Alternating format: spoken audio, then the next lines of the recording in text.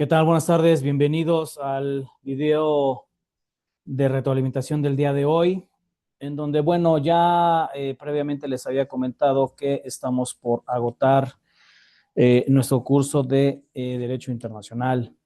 De hecho, estos serán los últimos temas que se van a tocar el día de hoy, en donde ya previamente habíamos establecido las bases del derecho internacional económico, que se entiende el derecho internacional económico como esa pieza fundamental que va a dar un orden mundial y sobre todo que su función es regular las relaciones económicas entre estados y esos actores y agentes internacionales con un enfoque de crecimiento, con un enfoque progresivo, pero también con un enfoque de interdependencia entre los estados parte y sobre todo entre los estados que están adheridos a pactos internacionales de carácter comercial o en el intercambio de mercancías. Por otra parte, establecimos también que desde un enfoque multilateral, parte del derecho interno de los estados es ocupar un papel interactivo en el desarrollo sostenible. ¿Por qué? Porque esta es una herramienta clave para garantizar que el sistema global sea justo y a su vez eficiente en las economías a nivel global. Y por otra parte, el derecho internacional económico se va a apoyar, como ya lo vimos previamente en sesiones anteriores, de organizaciones internacionales como lo es el Fondo Monetario Internacional, el Banco Mundial y la Organización Mundial del Comercio, que tiene sus antecedentes en lo que es el GATT. Desde luego, estas tres entidades económico-internacionales fungen como un rol principal y crucial para la implementación y supervisión de aquellas normas que van a formar parte del complejo jurídico internacional. Para ello, se debe entender que desde el concepto de derecho económico internacional, algunas décadas la literatura jurídica va reconociendo progresivamente la necesidad de regular esta autonomía de normas, pero también darle formación jurídica a las actividades internacionales a que se refiere esta creación económica y sobre todo que establecer que los movimientos fronterizos tienen que ser variables. ¿Por qué? Porque en esta producción e intercambio de bienes y factores de la producción, la diversidad en cuanto a los sujetos de derecho internacional respecto del tráfico de mercancías a veces dificultan una delimitación sobre el cual el instrumento normativo desea ser aceptado en amplitud. Por otra parte, establecer que el derecho económico internacional es la rama perteneciente al derecho público que va a regular las relaciones internacionales de carácter económico entre los estados parte de un tratado internacional con acuerdos comerciales o con acuerdos económicos, y que estos actores a través de las organizaciones internacionales pueden establecerse negocios jurídicos, pero sin dejar de lado a las empresas transnacionales. ¿De acuerdo? Es decir, que en este campo nosotros establecemos que las normas jurídicas que abarcan al comercio internacional deben gobernar a través de la inversión extranjera y que sus flujos financieros deben potencializar el desarrollo económico a través de políticas comerciales, fiscales y globales. ¿Sí? Para ello, el objetivo primario del derecho internacional económico es garantizar ese orden equitativo de carácter prominente que fomente el crecimiento a través de la economía sostenible y sobre todo que establezca la cooperación entre estados parte y sobre todo partiendo de los principios fundamentales del derecho internacional como es la soberanía y el respeto a los estados, esta condición no debe establecer la discriminación en el comercio, que además tiene que abarcar temas inherentes a los tratados comerciales y los acuerdos de libre comercio. Por supuesto, que tiene que establecer soluciones pacíficas a controversias suscitadas entre los estados parte. Desde luego, hay que entender, como yo lo referí, que ese acuerdo general sobre aranceles aduaneros y comercio, el GATT por sus siglos en inglés, es el precursor de la Organización Mundial del Comercio, la OMC, y dentro de los pilares del derecho internacional económico, funge como el acuerdo de normas sobre el comercio internacional, que a su vez va a impulsar la reducción de aranceles y establecer el rompimiento de barreras comerciales con el objeto de promover el libre comercio entre los países intervinientes en estos acuerdos de naturaleza jurídica. ¿Qué características tiene el derecho internacional económico? Bueno, por un lado, posee ciertos estatutos de carácter multilateral y global, porque va a regular las relaciones económicamente activas en un contexto globalizado, involucrando a la mayoría de los estados del mundo y algunas organizaciones internacionales.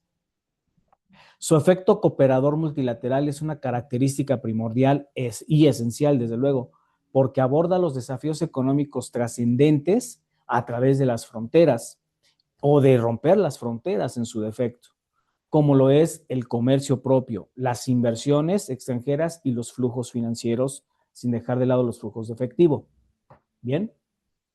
Ahora, por otra parte, establecer negocios multilaterales entre los estados llevan a cabo esta condición de la participación de foros internacionales como los que fomenta y los que crea la Organización Mundial del Comercio, AE, y desde luego el Fondo Monetario Internacional.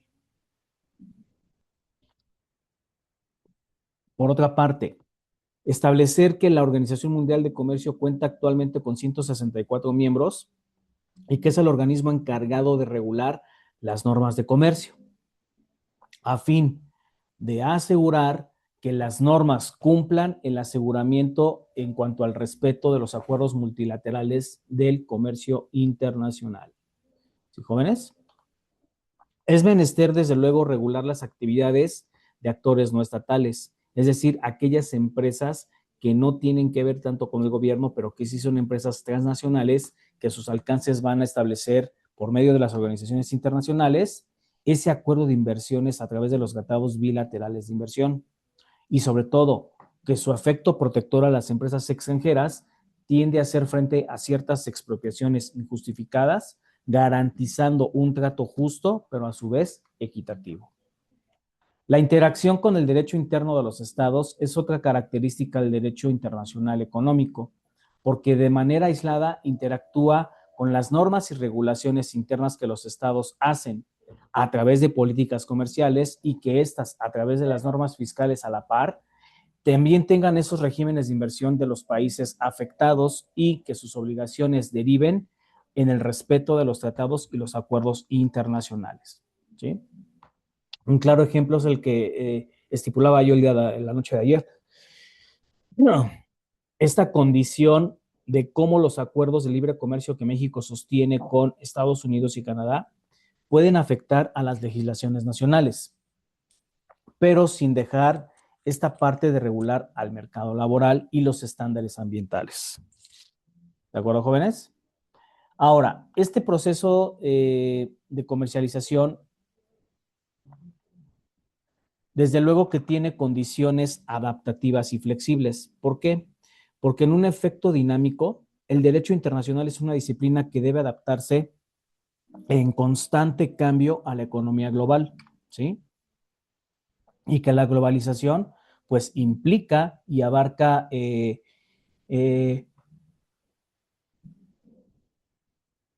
estas condiciones de avances tecnológicos y sobre todo que va a hacer frente a las economías internacionales en la época de crisis, como lo refiere la actual pandemia del COVID-19, ¿no? Que si bien la Organización Mundial de la Salud ha levantado la contingencia por emergencia sanitaria, no ha terminado el proceso de pandemia. Es decir, la OMS, la Organización Mundial de la Salud, no ha levantado esta parte de que la pandemia se haya terminado. Y obviamente eso a veces las naciones no lo pueden entender como tal porque tienen la necesidad de reactivar las economías. Por eso sus normas requieren que se evolucione al responder a los nuevos desafíos que se presentan cotidianamente. Desde luego, el Fondo Monetario Internacional funge con las decisiones avaladas y tomadas por el grupo del G20 para transformar su marco regulatorio de las finanzas internacionales, internacionales y sobre todo en el más estricto apego de la regulación bancaria, proporcional estabilidad financiera global a todos los países que celebran tratados y acuerdos multilaterales. En esta condición, también el derecho económico internacional tiene que estipular desarrollo sostenible, que desde un concepto muy básico es esa parte de cómo está conectado el derecho internacional económico con el derecho internacional del medio ambiente, porque debe implicar, sí, los procesos productivos, pero también el crecimiento económico a la par de una protección ambiental. Por tanto, el principio de desarrollo sostenible nos marca que se debe incorporar en varios acuerdos económicos internacionales la necesidad de subrayar qué actividades económicas deben respetar el medio ambiente y que se garantice la sostenibilidad y sustentabilidad ambiental a corto, mediano, pero sobre todo a largo plazo. Esta parte forma una condición del Acuerdo de París sobre el cambio climático en el año 2015, en donde se van a destacar políticas económicas internacionales alienadas o alineadas con objetivos para reducir la emisión de gases contaminantes de efecto invernadero y sobre todo mitigar los efectos que actualmente se están viviendo como parte del cambio climático. ¿Sí, jóvenes? Es decir, que en este sentido los estados deben comprometerse a qué? A fomentar políticas y prácticas económicas con aras de no perjudicar nuestro medio ambiente. Sobre todo que en muchos acuerdos económicos debe existir la promoción de los principios de precaución que los estados insten a actuar con cautela, pero principalmente que entendamos que cuando existe un riesgo de poner a la actividad económica con causar daños ambientales en específico, se necesita una certeza científica para establecer doblemente el impacto que está generando esa condición. ¿De acuerdo? Ahora, por otra parte, hay que establecer que dentro del desarrollo sostenible, las demandas hacia los daños ambientales causados deben estipular en qué se está explotando económicamente las riquezas o los recursos naturales o no renovables. ¿Por qué? Porque aquí nosotros vamos a establecer el respeto y exigencia a un derecho ambiental internacional. Por otra parte, el derecho económico internacional tiene que estar intrínsecamente vinculado con los derechos humanos. ¿Por qué? Porque de acuerdo al elemento de desarrollo económico, no se puede dejar de lado la dignidad humana para establecer los negocios jurídicos y sobre todo que esas políticas económicas garanticen el respeto, la protección y la promoción de los propios derechos humanos. Ya lo refería que estos acuerdos deben alinearse con los principios fundamentales y sobre todo que las actividades deben tutelar el impacto directo con el disfrute de los propios derechos humanos y sobre todo vigilar, proteger y estatutariamente dar condiciones laborales, dar condiciones de trabajo justo, equitativo, que satisfagan las necesidades primarias de los trabajadores para que ellos encuentren un nivel de vida adecuado y acorde a las necesidades que se están protegiendo. Por otra parte, los acuerdos internacionales de comercio y las inversiones extranjeras no pueden ser excusa para violar derechos fundamentales. ¿Por qué?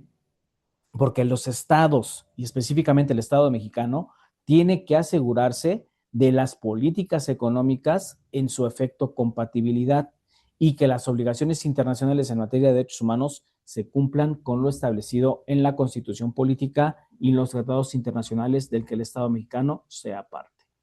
¿Sí, jóvenes? Ahora, por otra parte, esta condición de las organizaciones internacionales que tienen un papel importante y crucial en la estructuración de las políticas económicas globales, en aras de promover la cooperación, estabilidad y desarrollo de una economía integral, de una economía que influya en el campo del derecho internacional económico. Ahora, por otra parte, hay que establecer estas condiciones de las organizaciones internacionales. El Fondo Monetario Internacional tiene como propósito asegurar la estabilidad del sistema monetario en cuanto a la emisión y acuñamiento de moneda, emisión de billetes y acuñación de moneda, ¿sí? ¿Por qué? Porque esto nos va a evitar inflación o nos va a evitar devaluaciones en cuanto a los flujos económicos. El Fondo Monetario, desde luego, tiene como objetivos primordiales establecer condiciones que faciliten, promuevan, aseguren reduzcan la cooperación monetaria global, que faciliten las barreras arancelarias y las barreras comerciales para una mayor proyección de las mercancías en el mercado internacional, que aseguren la estabilidad financiera y económica de las naciones a través de las buenas inversiones y sobre todo que al fomentar un crecimiento económico se tiene la necesidad o la obligación de reducir a la pobreza extrema y los grupos de marginación. Ahora bien, esta condición va concatenada con el Banco Mundial, que es una institución surgida a través de los acuerdos de Bretton Woods en 1944 y cuya misión principal es reducir la pobreza mediante el financiamiento de proyectos de desarrollo. Es decir, que el gobierno, a través de esta entidad financiera, quizá no te va a resolver de tajo tu condición monetaria, pero sí te va a otorgar algunos empréstitos para que tú puedas emprender negocios dúctiles, negocios en donde venga la participación de la iniciativa privada, pero con relación también del gobierno federal. ¿Sí, jóvenes?